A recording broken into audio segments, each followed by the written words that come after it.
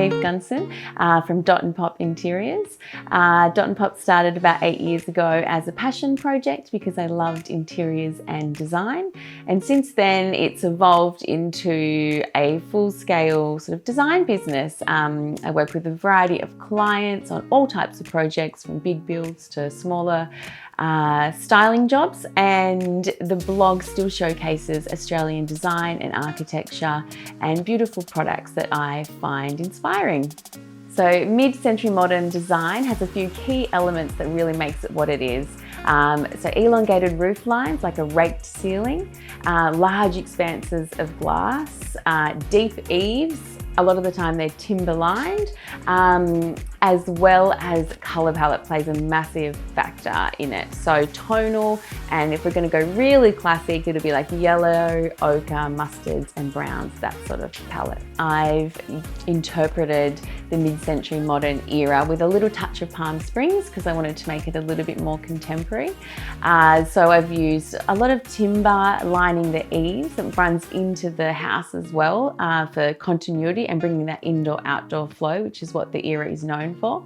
I've used some black cladding as well for depth, and then we've also used the Hardie fine texture cladding for the majority of the walls, because that gives that really soft, subtle matte finish, but also with a lot of texture. When styling a space, I start with making a mood board, and that's a really good way to play with colors and textures and materials. And it does give you the opportunity to really see what works. So you can add in, take away, and really see the layers and how they work before you go into the space and start. For my flat lay, I've used a real range of materials and products to really pay homage to the era. So the Hardie fine texture cladding in a really soft sort of cement grey is the colour that brings the brightness to the facade. I've also really wanted to include natural materials, so natural stone pathways and fences that brings texture and also that, beautiful natural element into the facade. And then inside we're using greys and greens, and again, texture and lots of layers to really bring it together. What I love about the Hardie fine texture cladding is absolutely the texture. It's a beautiful matte finish with a really soft sand-like finish, and that brings like endless design possibilities for so many styles of facades. In terms of functionality with the Hardie fine texture cladding, what I love about it is that it's a pre-textured cement panel, and which means you can paint it any colour that you like. It's also really easy to install and there's little to no maintenance. Having beautiful landscaping is essential to having curb appeal, which is what makes and finishes a beautiful home.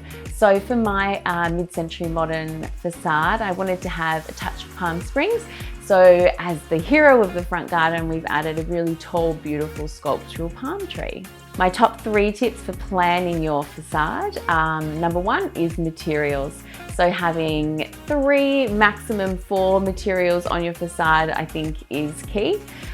For example, I like to use timber, a textured panel like the Hardie fine texture cladding, and then add in some natural elements like stone.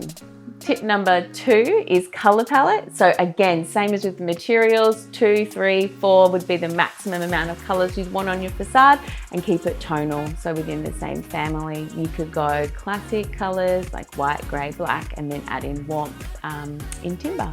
And tip number 3 would be always add in something that's your personality and makes it special to you. So maybe you want to have an amazing front door, or some really fun landscaping, but just something that makes your house your home.